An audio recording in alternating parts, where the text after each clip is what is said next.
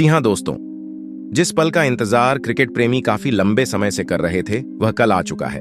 यानी कि आईपीएल 2025 की शुरुआत आज से होने वाली है। जी हाँ दोस्तों, पहले महामुकाबला आईपीएल 2025 की शुरुआत आज से होने वाली है। जी हाँ दोस्तों, पहले महामुकाबला 2025 में आरसीबी और केकेआर के बीच होगा। इस महामुकाबला के लिए दोनों ही टीमों के कप्तानों ने अपनी अपनी प्लेइंग 11 का ऐलान कर दिया है। क्या रजत पाटीदार की आरसीबी की टीम अजिंक्य की टीम को हरा पाएगी या पिछले सीजन की तरह ही जीत से शुरुआत करेगी? क्या है दोनों टीमों की खतरनाक प्लेइंग 11? ये तो हम आपको बताएंगे ही, साथ में आपको ये भी बताएंगे आईपीएल 2025 का पहला महामुकाबला कितने बजे शुरू होगा। इस महामुकाबला को आप किस चैनल पर लाइव देख सकते हो, वही फ्री में देखना है तो क्या करना होगा।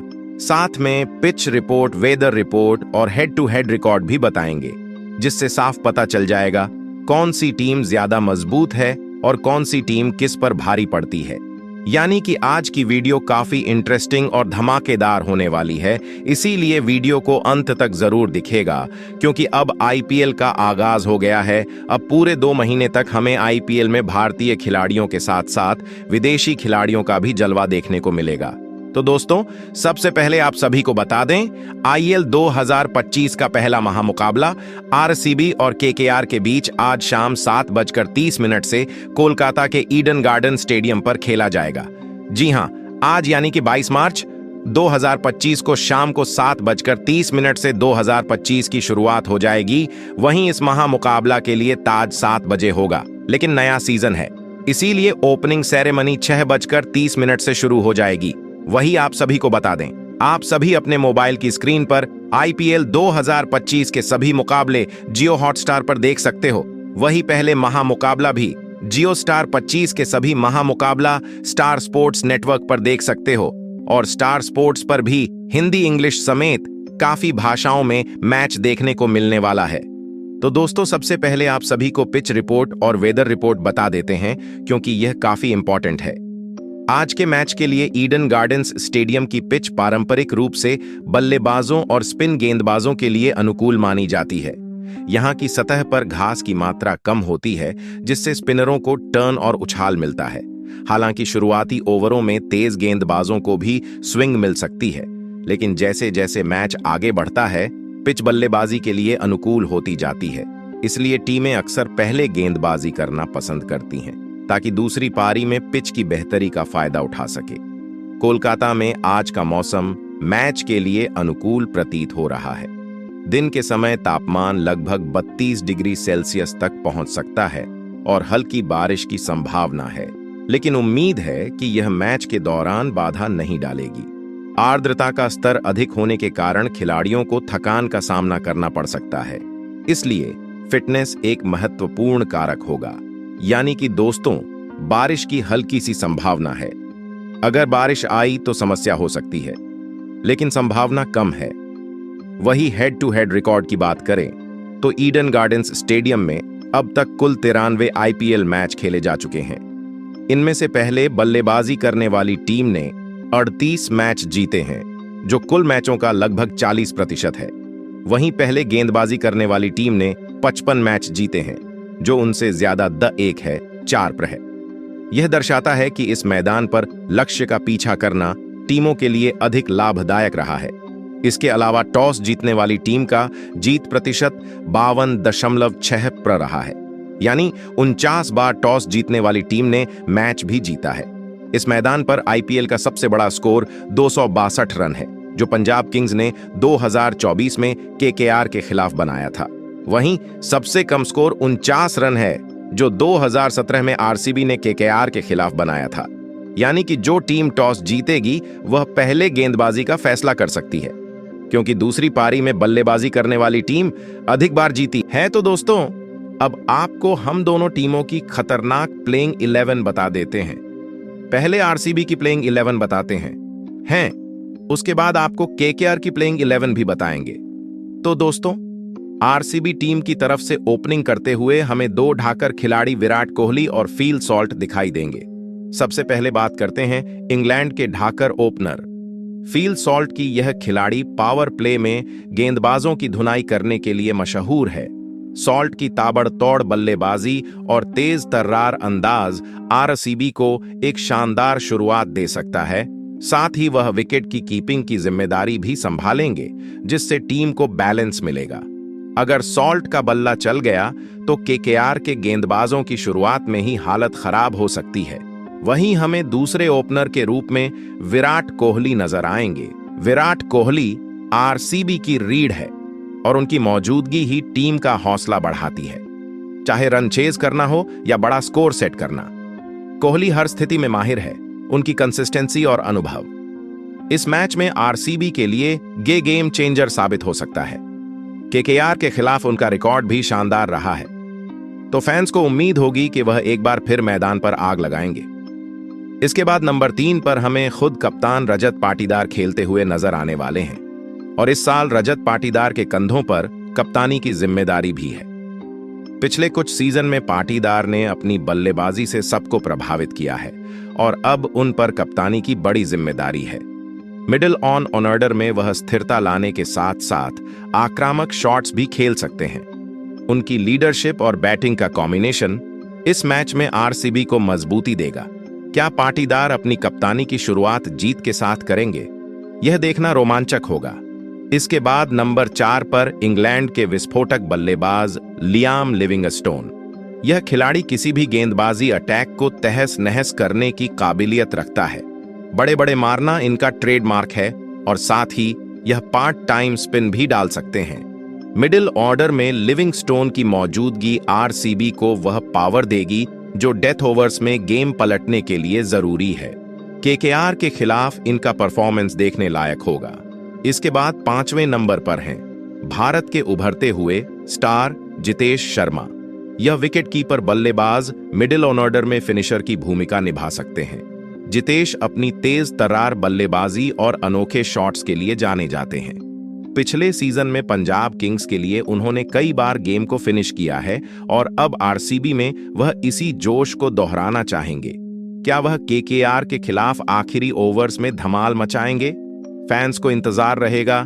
इसके बाद 6ठे नंबर पर आते हैं ऑस्ट्रेलिया के पावर हिटर टिम डेविड। ये खिलाड़ी डेथ ओवर्स में गेंद को स्टेडियम के बाहर भेजने में माहिर है।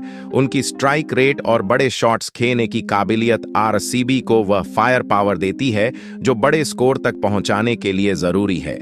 केकेआर के तेज गेंदबाजों के खिलाफ टिम डेविड का रोल अहम होगा और अगर यह चल गए तो स्कोर बोर्ड पर रनों की बारिश तय है। इसके बाद 7वें नंबर पर हैं ऑलराउंडर कृणाल पंड्या। कृणाल बल्ले से उपयोगी रन बना सकते हैं और अपनी बाएं हाथ की स्पिन से विपक्षी बल्लेबाजों को परेशान कर सकते हैं। उनकी ऑल अराउंड काबिलियत आरसीबी को बैलेंस देती है। ईडन गार्डन्स की पिच पर उनकी गेंदबाजी केकेआर के बड़े हिटर्स को रोकने में कारगर हो सकती है। क्या कृणाल इस मैच में अपनी छाप छोड़ पाएंगे? यह देखना मजेदार होगा। इसके बाद नंबर 8 पर अनुभवी तेज गेंदबाज भुवनेश्वर कुमार इस साल आरसीबी टीम का हिस्सा है और हमें वहीं पहले मैच की प्लेइंग 11 में शामिल होते हुए दिखाई दे रहे हैं।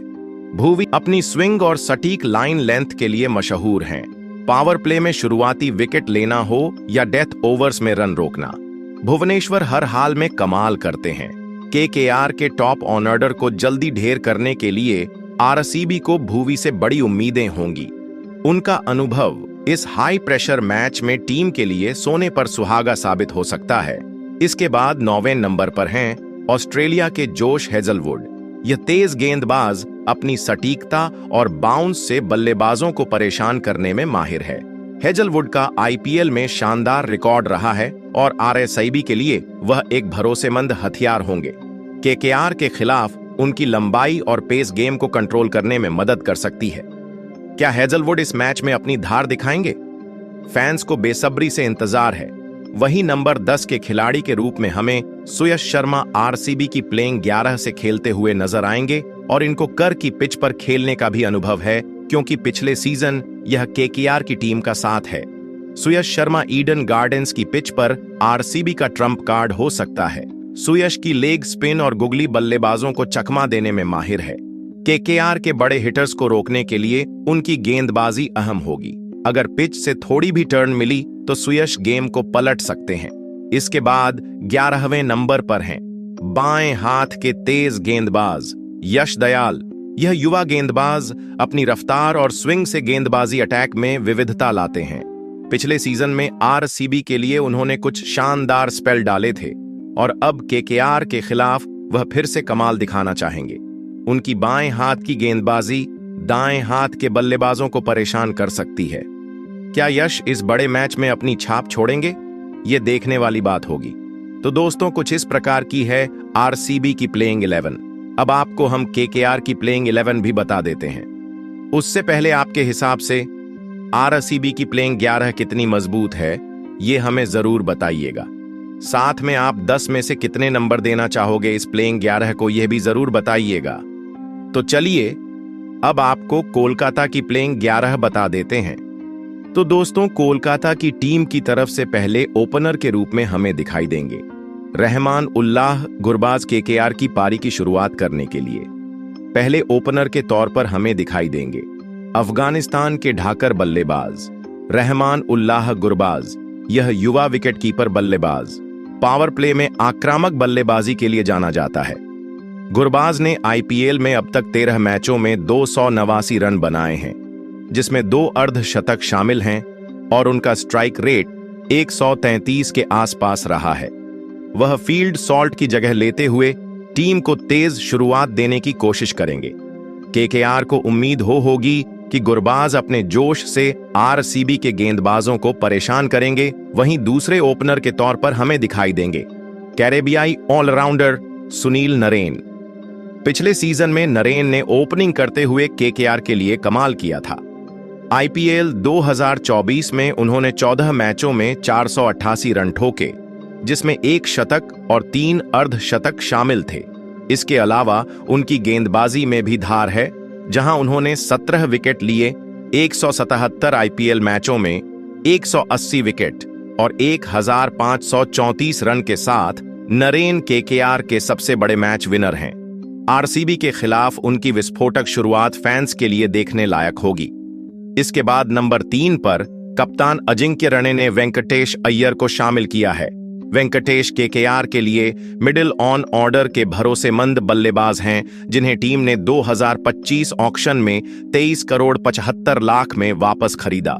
50 आईपीएल मैचों में 1326 रन, 11 अर्धशतक और 1 शतक के साथ उनका स्ट्राइक रेट 1400 रहा है। पिछले सीजन में वह केकेआर की जीत के अहम किरदार थे। उनकी आक्रामक बल्लेबाजी और बड़े शॉट्स आरसीबी के खिलाफ गेम को आगे बढ़ाने में मदद करेंगे। इसके बाद नंबर 4 पर कप्तान अजिंक्य रहाणे ने खुद को रखा है।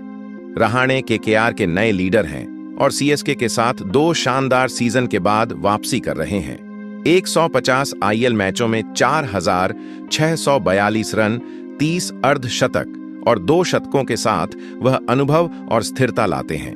सीएसके में उनका स्ट्राइक रेट 150 के करीब पहुंचा था, जिससे पता चलता है कि वह अब T20 में भी आक्रामक हो सकते हैं। केकेआर को उम्मीद होगी कि रहाणे अपनी कप्तानी के साथ साथ बल्ले से भी कमाल करेंगे। इसके बाद नंबर 5 पर कप्तान अजिंक्य रहाणे ने रिंकू सिंह को चुना है। रिंकू केकेआर के फिनिशर हैं, जिन्होंने पिछले कुछ सीजन में अपनी ताबड़तोड़ बल्लेबाजी से सबको हैरान किया। 46 आईपीएल मैचों में 893 रन और 151 का स्ट्राइक रेट, जिसमें 4 अर्धशतक शामिल हैं, रिंकू को खास बनाता है। खासकर डेथ ओवर्स में उनकी हिटिंग आरसीबी के खिलाफ केकेआर को बड़े स्कोर तक पहुंचा सकती है। फैंस को रिंकू से एक और धमाकेदार पारी की उम्मीद होगी। इसके बाद नंबर 6 पर कप्तान अजिंक्य रहाणे ने आंद्रे रसेल को रखा है। रसेल केकेआर के सबसे बड़े पावर हिटर और ऑलराउंडर हैं। 132 आईपीएल मैचों में 2484 रन और 120 विकेट के साथ वह किसी भी गेम को पलट सकते हैं। उनका स्ट्राइक रेट 175 के आसपास है और गेंदबाजी में वह तेज और सटीक हैं। आरसीबी के खिलाफ डेथ ओवर्स में रसेल का बल्ला और गेंद दोनों गरज सकते हैं। यह खिलाड़ी हमेशा फैंस के लिए एंटरटेनमेंट का पैकेज होता है। इसके बाद नंबर 7 पर कप्तान अजिंक्य रहाणे ने मनीष पांडे को शामिल किया है। मनीष अनुभवी बल्लेबाज हैं, जो मिडिल ऑन ऑर्डर में स्थिरता ला सकते हैं। 1671 आईपीएल मैचों में 4118 रन और 15 अर्धशतक के साथ वह किसी भी स्थिति में रन बना सकते हैं। केकेआर ने उन्हें ऑक्शन में वापस लिया ताकि वह टीम को बैकअप और फिनिशिंग टच दे आरसीबी के खिलाफ उनका अनुभव काम आ सकता है। इसके बाद नंबर 8 पर कप्तान अजिंक्य रहाणे ने एनरिच नॉर्टजे को चुना है। दक्षिण अफ्रीका का यह तेज गेंदबाज अपनी रफ्तार और बाउंस से बल्लेबाजों को परेशान करता है। 47 आईपीएल मैचों में 60 विकेट के साथ नॉर्टजे केकेआर के गेंदबाजी अटैक को मजबूत करेंगे। आरसीबी के बड़े हिटर्स को रोकने के लिए उनकी पेस और सटीकता अहम होगी। फैंस को उनकी एफ बॉल्स का इंतजार रहेगा। इसके बाद नंबर 9 पर कप्तान अजिंक्य रहाणे ने वरुण चक्रवर्ती को रखा है। यह मिस्ट्री स्पिनर केकेआर का सबसे बड़ा हथियार है। 70 आईपीएल मैचों में 83 विकेट के साथ वरुण ने पिछले सीजन में भी कमाल किया था। उनकी गुगली और लेग स्पिन आरसीबी के बल्लेबाजों को चकमा दे सकती है।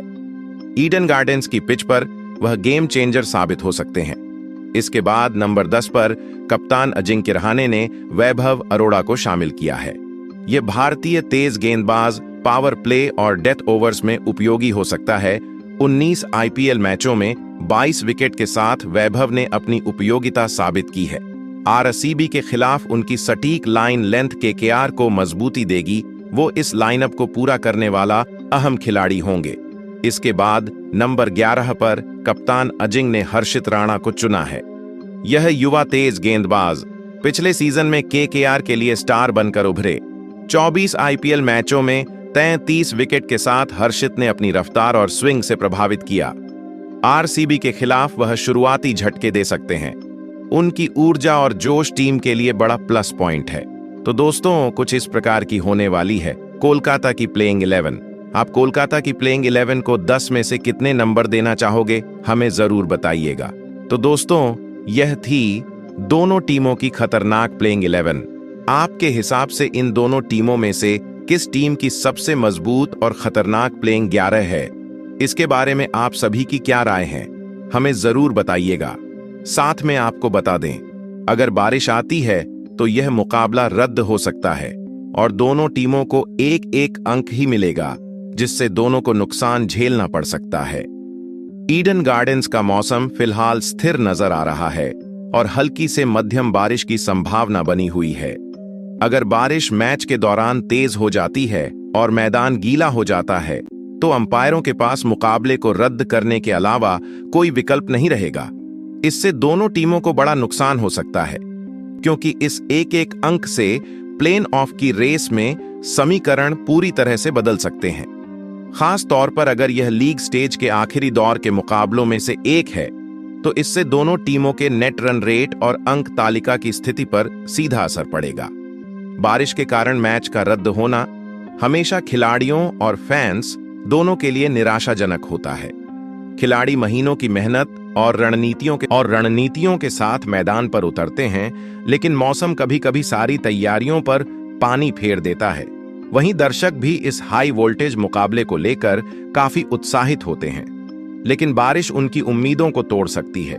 इसके अलावा अगर मैच बारिश के कारण ओवरों में कटौती के साथ खेला जाता है तो दोनों टीमों को अलग-अलग रणनीतियां बनानी होंगी।